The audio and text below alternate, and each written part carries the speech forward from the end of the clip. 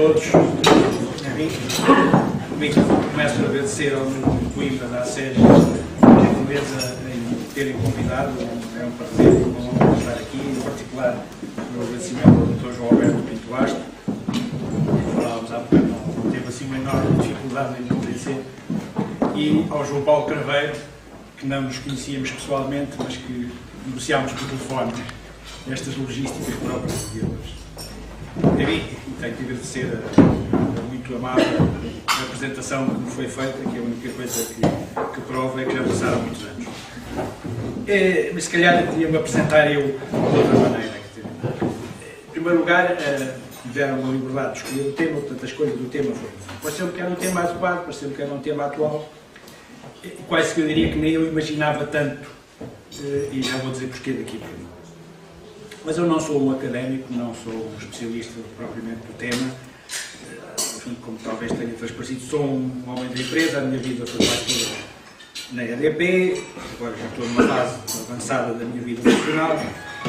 Tenho preocupado com estes temas, se calhar uma parte pelo dever do ofício, outra parte porque gostava do tema do desenvolvimento sustentável. Mas quando eu estava a dizer, quando eu já tinha a preparação, pensava dizer hoje, relativamente avançada, não foi por acaso, porque andava um pouco à procura, mas foi quase. Encontrei a mensagem de Sua Santidade, no dia 16, para a celebração do Dia Mundial da Paz, este dia 1 de janeiro que passou, que é um documento notável, intitula-se Se Queres Cultivar a Paz, Preserva a Criação, e que eu cheguei à conclusão que dizia muito melhor tudo aquilo que eu tinha pensado dizer, e que me deixou altamente preocupado. E no fim, e em particular, neste ambiente, não posso deixar de, no fim, fazer uma larga referência que iria procurar ser, lendo alguns trechos que suponho que são muito adequados àquilo que eu gostaria de ter dito. Eu organizei esta intervenção de uma forma que me parecia razoável e lógica na minha cabeça, se calhar não é tão lógica quanto isso, portanto o que eu ia falar era um pouco genericamente dos desafios do desenvolvimento, do papel das empresas, da globalização, do desenvolvimento sustentável. Também para falar da minha área, da problemática global da energia e do CO2 nestas implicações, e depois então falar um pouco da mensagem. Alguns aspectos gerais sobre o desenvolvimento. E uma coisa que todos nós sabemos da nossa vida, da nossa aprender, é que a interação entre a economia e a sociedade foi sempre, no fundo, o pilar principal do desenvolvimento da humanidade. Mas que essa interação nem sempre foi muito adequada.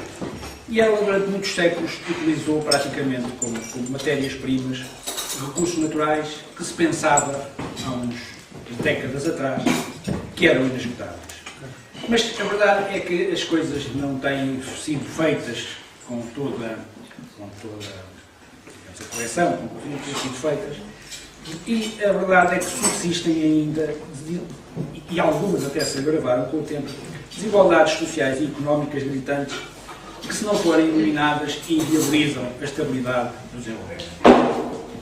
E ao longo dos séculos, digamos, os modelos económicos e o papel das empresas têm vindo a sofrer uma evolução grande. A gente pode dizer que num passado recente, quando eu estou a dizer recente, há 50 anos, as relações, por exemplo, as relações laborais, as relações institucionais, foram conhecendo, em particular no mundo ocidental, uma progressiva estabilização com o estabelecimento de quadros regulatórios e legislativos que eram mais ou menos claros e que passaram a ser um pouco a base do entendimento entre a economia e a sociedade. E também nos países ditos civilizados, o aparecimento de alguns critérios, padrões sociais, padrões éticos, passaram a ser incorporados na atividade das empresas, melhor ou pior, mas de alguma forma isso aconteceu. Enfim, genericamente, talvez, isto era caracterizado por aquilo que o Milton Friedman dizia, que era que o objetivo da empresa é a maximização dos seus lucros, isto é a sua componente económica, mas este objetivo está sujeito à restrição e ao respeito pelas regras da sociedade definidas na lei e nos costumes éticos. Portanto, eram estas as balizas gerais. E a verdade é que tudo se passava a nível local, ou quando muito nacional, porque, enfim, o raio de ação da atividade económica era relativamente limitado.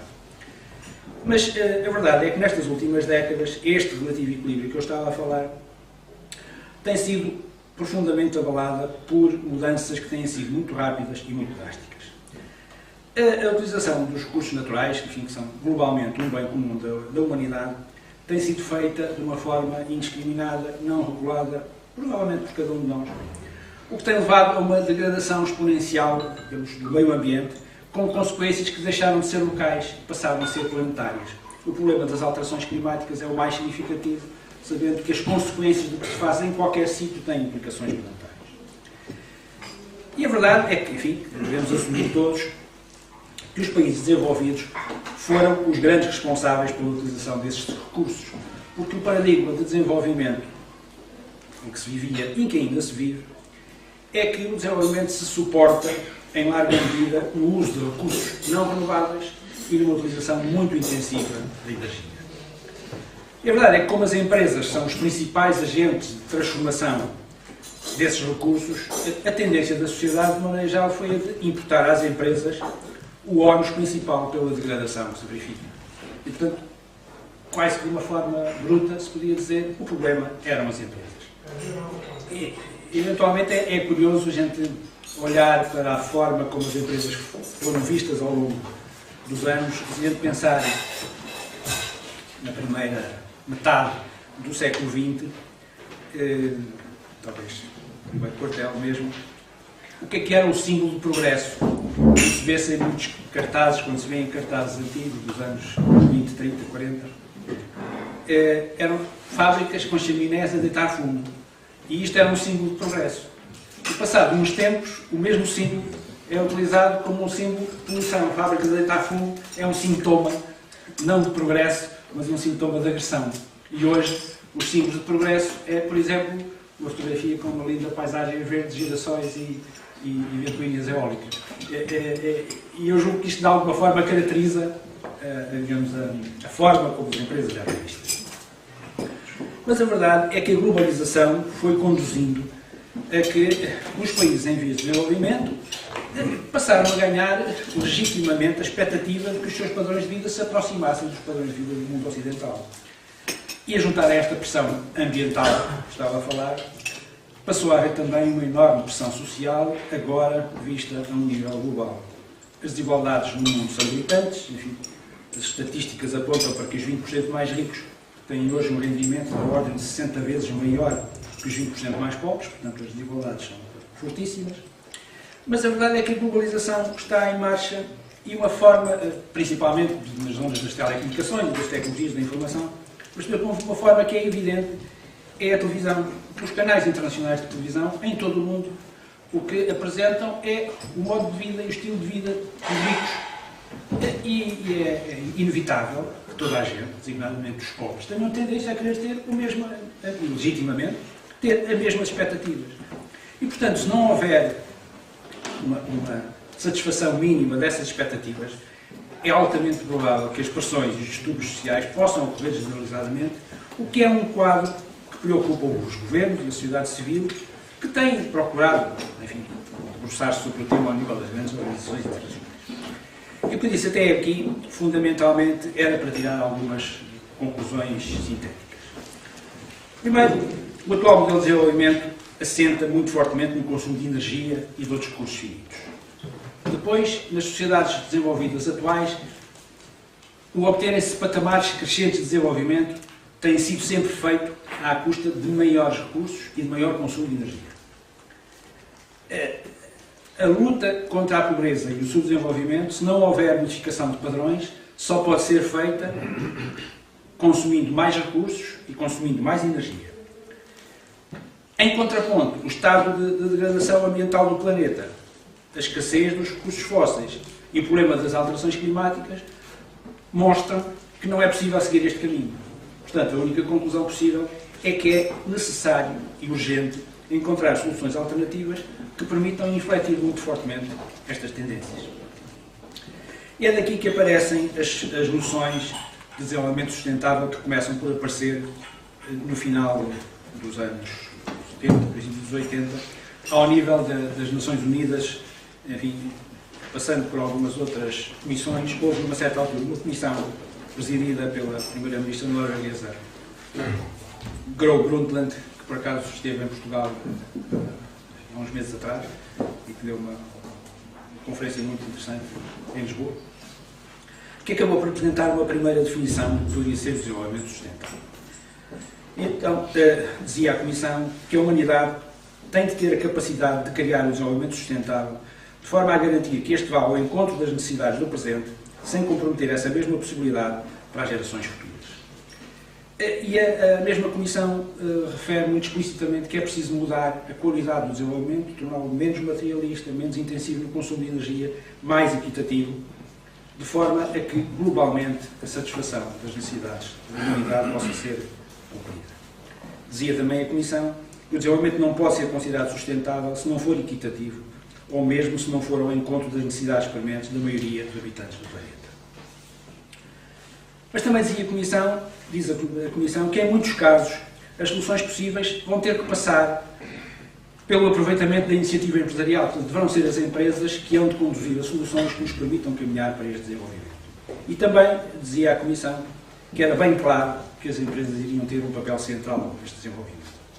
Isto vai mudar um pouco a forma como era visto o tal problema das chaminés a deitar fumo, e neste momento penso que é genericamente aceito que as empresas já não são apenas o problema, as empresas têm que ser parte da solução do problema. Se não for com as empresas, muito dificilmente se conseguirá combater este tema.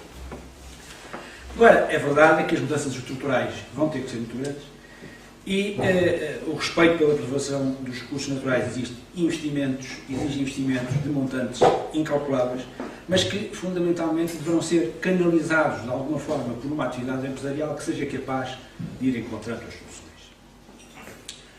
Podemos dizer, portanto, que o desenvolvimento sustentável se calhar corresponde a uma perspectiva tridimensional de atuação que incorpora e dá um valor igual ou semelhante a 3 componentes, que são as dimensões económica, social e ambiental, e que são, enfim, tradicionalmente as vertentes do desenvolvimento sustentável.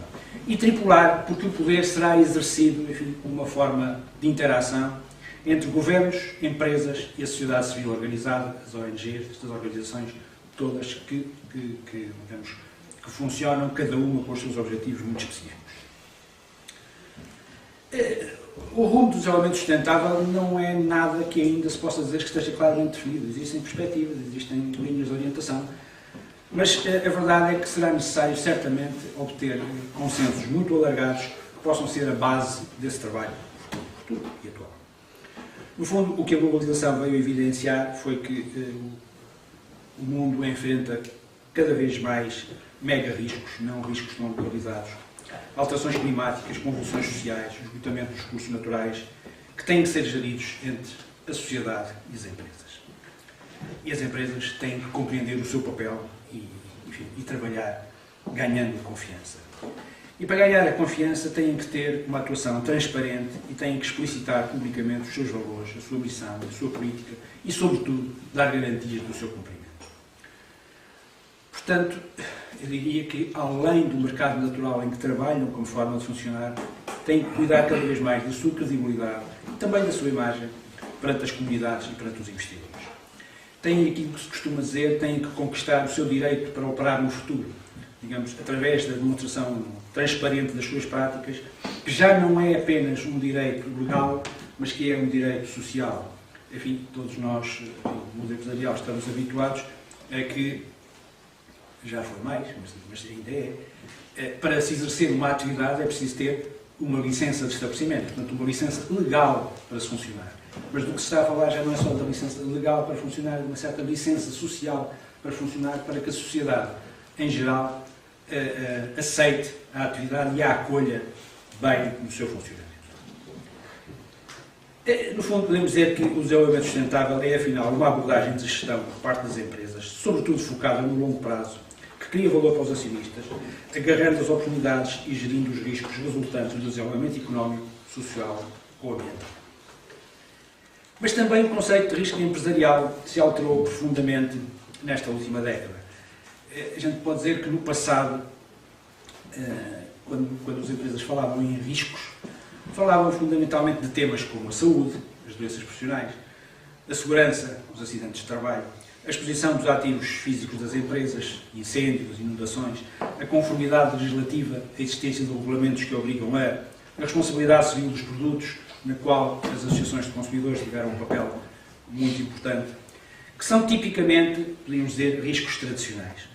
Mas hoje a preocupação estende-se a riscos de perfil bastante mais abrangente, como sejam a proteção da marca e da reputação, a vulnerabilidade dos ativos devido aos intangíveis, à mudança dos mercados, à instabilidade política, à instabilidade social, à instabilidade económica, ao terrorismo e à sabotagem, ao capital humano chamado, e ao CO2, que é o tema que eu gostaria de falar aqui. Mas a verdade é que os riscos não são só problemas, geram normalmente também oportunidades. E, sendo o desenvolvimento sustentável, em princípio, digamos, alguma coisa que está focada no longo prazo, não podemos esquecer que, sem ter lucros no curto prazo, uma empresa não sobrevive muito tempo. Estamos a falar de alguma coisa que tem que ser virada para o longo prazo, mas com uma garantia de que no curto prazo se consegue manter, digamos, a sobrevivência. Enfim, e também é bom, neste ponto das empresas, que a qualidade de agentes económicos por excelência, devo lembrar que as empresas geram benefícios para a sociedade que ultrapassam largamente os retornos financeiros dos seus acionistas. Digamos, a atividade das empresas é uma atividade muito mais global do que o simples retorno financeiro. Enfim, ficaria mal eu não falar um bocadinho também de coisas da minha área, portanto, deixem-me dar como exemplo destes temas, que é hoje um dos temas que está mais em cima da mesa, a problemática geral da energia e do CO2. O maior desafio neste tempo é hoje, claramente, o das alterações climáticas e o da satisfação das necessidades de energia no futuro. Sabemos que o aquecimento global está em aceleração devido às emissões dos gases de efeito de estufa, que têm origem na atividade industrial e na atividade de produção de energia. Nunca tinha havido problemas desta magnitude e desta abrangência global e por isso, também as soluções convencionais não se aplicavam aqui. O que se trata hoje, no fundo, é de encontrar soluções que permitam a continuação dos níveis atuais de bem-estar e de progresso dos países desenvolvidos, mas que possibilitem também o crescimento dos países em vias de desenvolvimento, recorrendo a formas de energia menos poluentes e, se possível, com maior eficiência de utilização. Estes problemas precisam, naturalmente, de uma ampla plataforma universal entre os países. O maior exemplo, talvez, possa dizer que foi o protocolo de Kyoto.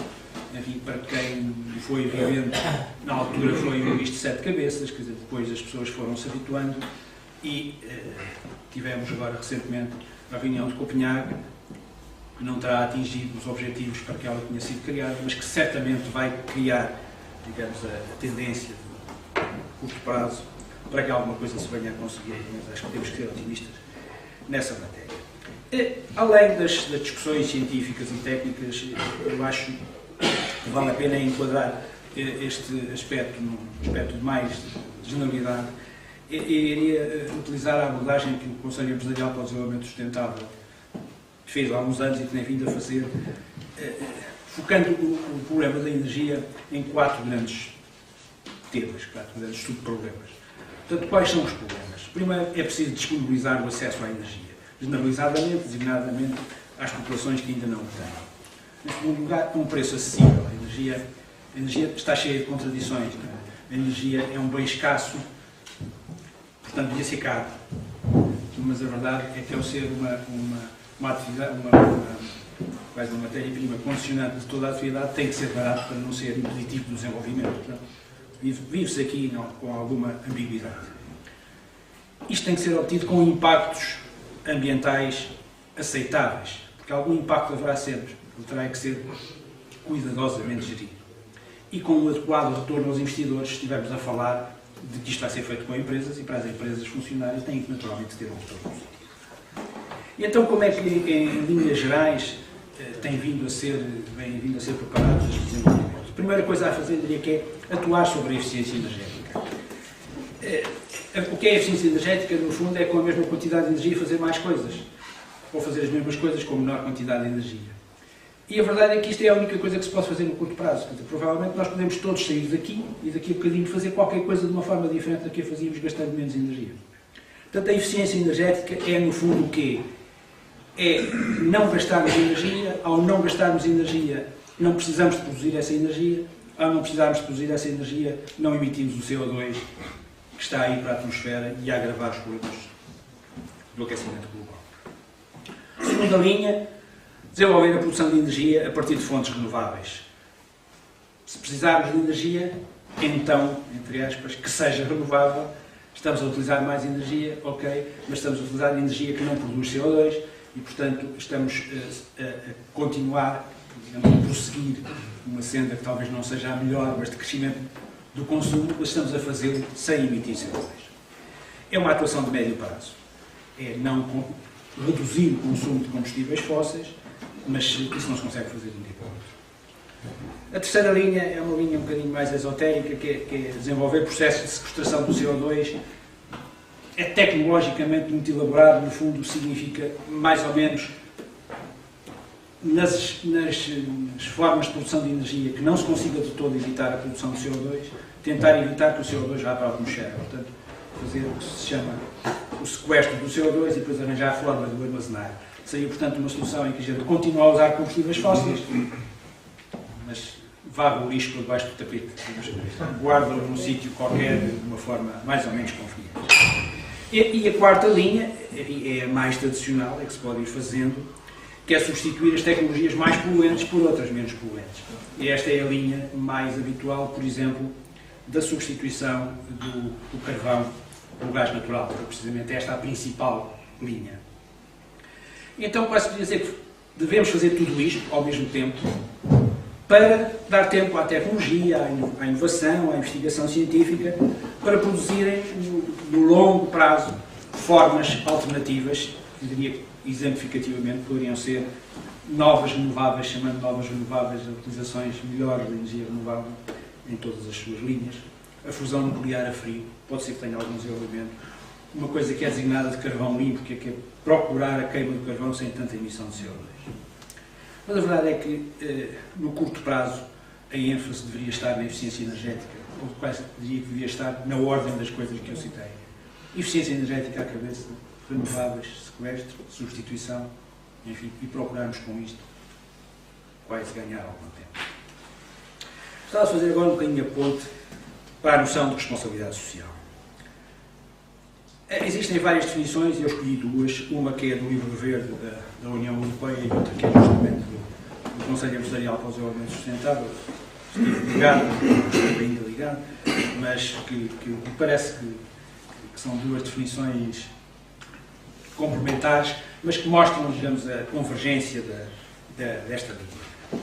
A do Livro Verde é um pouco a responsabilidade social das empresas, é a integração voluntária das preocupações sociais e ambientais por parte das empresas nas suas operações e na sua interação com as outras partes interessadas. Por seu lado, numa perspectiva de desenvolvimento sustentável, a responsabilidade social das empresas consiste no compromisso das empresas de contribuir para o desenvolvimento sustentável, trabalhando com os seus colaboradores, os seus fornecedores, a comunidade local e a sociedade em geral, para melhorar a qualidade de vida. Dizem coisas bastante semelhantes numa desenvolvimento sustentável, coloca a responsabilidade social como uma prática de desenvolvimento sustentável, na outra, na definição, entra com as outras componentes. E então, que tipo de responsabilidades incumbem às empresas? Também numa definição razoavelmente clássica, podem-se dizer que são 4 níveis: responsabilidades económicas, responsabilidades legais, responsabilidades éticas, responsabilidades filantrópicas. As responsabilidades económicas são, no fundo, a base de tudo. Tudo assenta nas responsabilidades económicas. A empresa tem que ser lucrativa, tem que maximizar o valor para os acionistas, tem que assegurar um elevado nível de eficiência operacional, tem que, no fundo, gerar lucro. Este tema da eficiência operacional poderia, e até no ambiente deve, se calhar, com a maioria de razão, a eficiência operacional também hoje está cheia de contradições. Designadamente, numa época de desemprego, aparecem coisas complicadas naquilo que se possa referir como eficiência operacional. Mas não há dúvida que, em termos lógicos de raciocínio, a eficiência operacional é algo a procurar. As segundas, responsabilidades legais. É curioso que nesta sucessão as responsabilidades legais vêm em segundo lugar, o que é engraçado. Mas também talvez tenha lógica. Se não houver lucro, não vale a pena cumprir a lei, para essa expressão. Mas, portanto, responsabilidades legais, cumprir a lei, enfim, atuar de acordo com as regras do jogo. Depois, as responsabilidades éticas. Fazer aquilo que é justo e correto. Evitar prejudicar, agir de modo consistente com as normas éticas da sociedade e ir além do cumprimento da lei. E, finalmente, responsabilidades filantrópicas. A empresa deve ser uma boa cidadã empresarial, contribuir para a comunidade, apoiar as suas iniciativas, melhorar a qualidade de vida, participar em ações de voluntariado. Se quiséssemos ainda estabelecer algumas diferenças conceptuais quanto aos atos, quanto às ações propriamente ditas, podemos talvez dizer que quando falamos de sustentabilidade, as ações a desenvolver, embora tenham sempre uma justificação de responsabilidade perante a sociedade, têm que se justificar em si próprios, isto é, têm que criar valor económico. Por definição, sustentabilidade é alguma coisa que se deve garantir a si própria. E, portanto, sei lá, uma ação de eficiência energética deve ser, em termos de sustentabilidade, deve ser alguma coisa que se paga por si própria. O investimento que lhe está associado deve ser qualquer coisa que, com o retorno correspondente, nós ainda temos um valor positivo. E isto, enfim, é hoje uma coisa, designadamente na eficiência energética, muito começar a ser praticada fortemente. Quando falamos de responsabilidade social, exclusivamente, podemos dizer, pronto, além naturalmente das ações terem uma justificação de responsabilidade social perante algum das partes interessadas, os stakeholders, podem eventualmente ter uma justificação menos direta de criação de valor e ter apenas objetivos que apenas numa segunda ordem se podem considerar económicos. E poderíamos falar, por exemplo, dos casos daquilo que hoje se vai chamando das empresas familiarmente responsáveis. Uma empresa familiarmente responsável, enfim, quase, mais ou menos por definição, procura o quê? Procura trabalhar com os seus colaboradores de forma a resolver alguns dos seus problemas básicos, de forma que, em princípio, as pessoas possam estar mais satisfeitas e menos preocupadas com alguns problemas pessoais, o que se traduzirá numa segunda ordem de razões, num maior empenhamento profissional. Portanto, o resultado é expectável, embora possa não ser evidente. É uma fronteira fluida entre as duas e, portanto, pode haver dúvidas, naturalmente. E estando a falar de iniciativas de empresas, é bom referir que, com o passar do tempo, o que é curioso é muitas coisas que começaram por ser boas práticas ou começaram por ser recomendações éticas, com o tempo generalizam-se e muitas vezes tornam-se leis.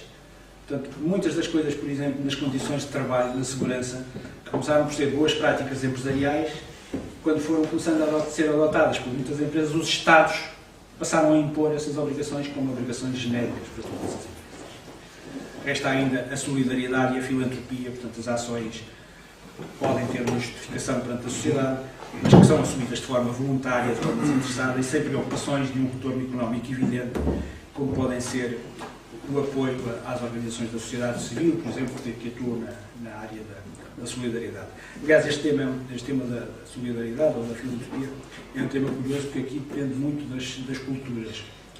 As culturas mais europeias apontam um pouco para este papel das empresas, as culturas mais americanas ou mais anglo-saxónicas apontam que as empresas devem gerar meios e depois devem ser os donos das empresas ou os acionistas, devem ter eles as suas próprias ações. Isto são dois conceitos. Não é por acaso, por exemplo, que nos Estados Unidos se encontram muitas coisas com nomes de pessoas. Memorial foram filantropos que quiseram dar qualquer coisa que ficasse o seu nome. E antes de terminar, deixem-me só dar um exemplo, socorrendo-nos as lâmpadas eficientes de alto rendimento para talvez ajudar o que é que eu queria dizer. Se calhar aqui há uma década atrás, usar lâmpadas eficientes, se calhar era quase uma obrigação filantrópica ou de solidariedade. As lâmpadas eram, também ainda são um bocado feias, as pessoas achavam as coisas um pouco esotéricas, e, portanto era preciso ter uma grande militância ambiental, ou enfim, alguma ideia, bom, realmente elas vale a pena usar porque estamos a contribuir, digamos, para a diminuição do CO2, para o bem da humanidade, mas eram vistas como algo. Se calhar depois disto passaram a ser um bocadinho um dever ético. As pessoas começaram a pensar, bom, as lâmpadas, se realmente contribuem para a redução das emissões, e se as emissões causam o aquecimento global, se calhar se reduz as emissões deve ser feito assumindo nós esse compromisso.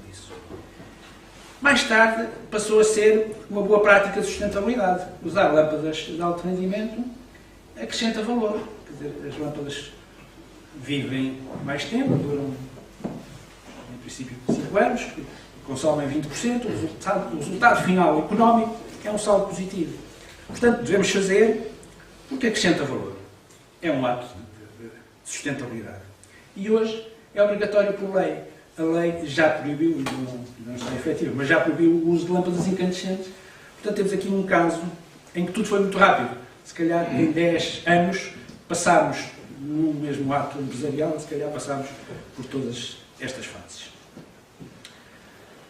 Bom, e como referi no início,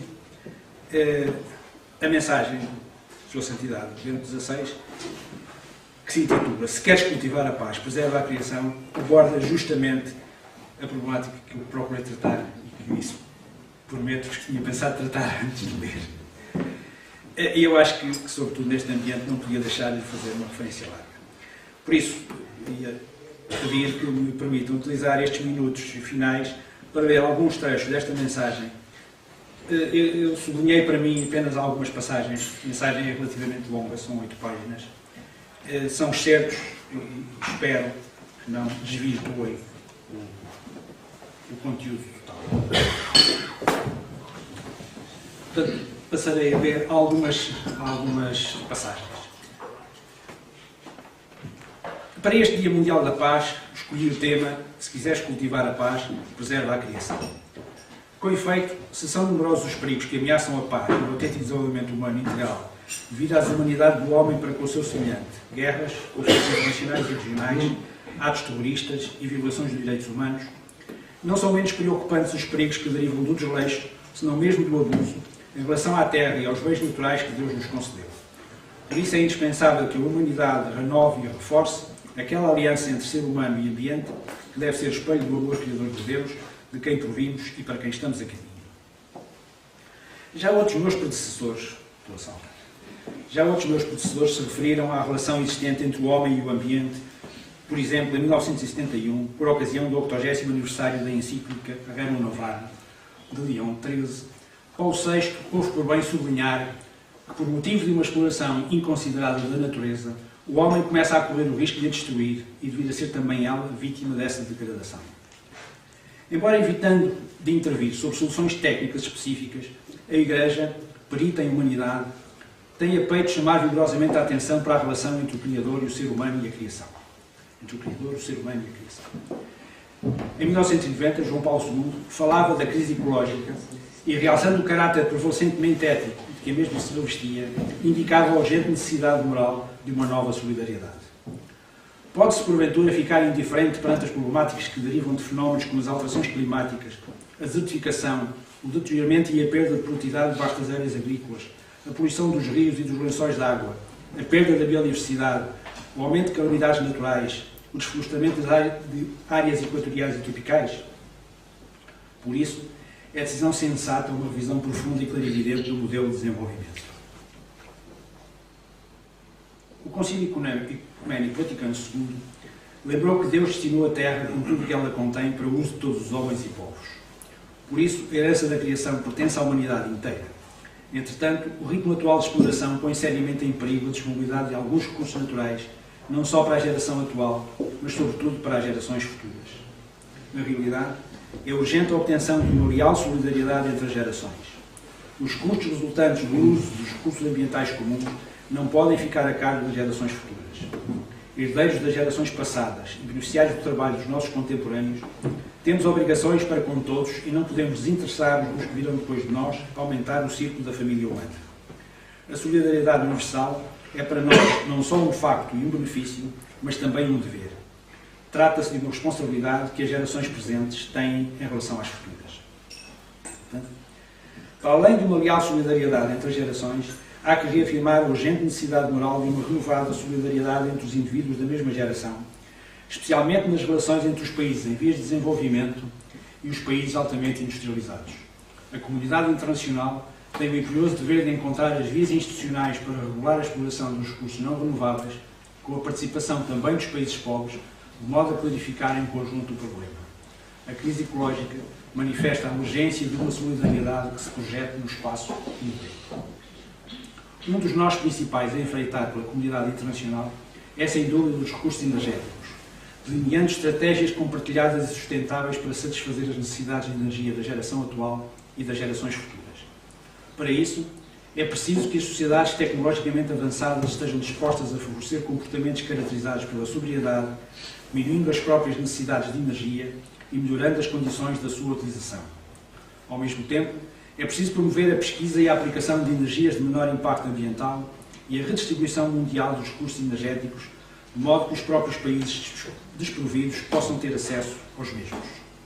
Por exemplo, é preciso encorajar as pesquisas que visam identificar as modalidades mais eficazes para explorar a grande potencialidade da energia solar. A mesma atenção se deve prestar à questão, hoje mundial, da água e ao sistema hidrogeológico global, cujo ciclo se reveste de primária importância para a vida na Terra, mas está fortemente ameaçado na sua estabilidade pelas alterações climáticas. A questão ecológica não deve ser enfrentada apenas por causa das pavorosas perspectivas que a degradação ambiental esboça no horizonte. O motivo principal há de ser a busca de uma autêntica solidariedade de dimensão mundial, inspirada pelos valores da caridade, da justiça e do bem comum. Entrando na parte final. Se quiseres cultivar a paz, preserva a criação. A busca da paz por parte de todos os homens de boa vontade será, sem dúvida alguma, facilitada pelo reconhecimento comum da relação indivisível que existe entre Deus, os seres humanos e a criação inteira. Assim, proteger o ambiente natural para construir um mundo de paz é dever de toda a pessoa. Trata-se de um desafio urgente que se há de enfrentar com um renovado e concorde empenho. É uma oportunidade providencial para entregar às novas gerações a perspectiva de um futuro melhor para todos. E o Papa termina convidando todos os crentes que nas suas orações seja acolhido e vivido o premente apelo: se queres cultivar a paz, preserva a criação. Bom, portanto, esta mensagem está no site do Vaticano, www.vaticano.va. Está lá em português, quer dizer, portanto, a leitura é direta e fácil. E acho que, enfim, que mais ou menos como se vê, julgo eu, da leitura que fiz, o tema era efetivamente atual, enfim, e se calhar tinha ficado mais bem tratado se eu lesse apenas a mensagem do Paulo, mas foi o que consegui. Muito obrigado pela vossa atenção.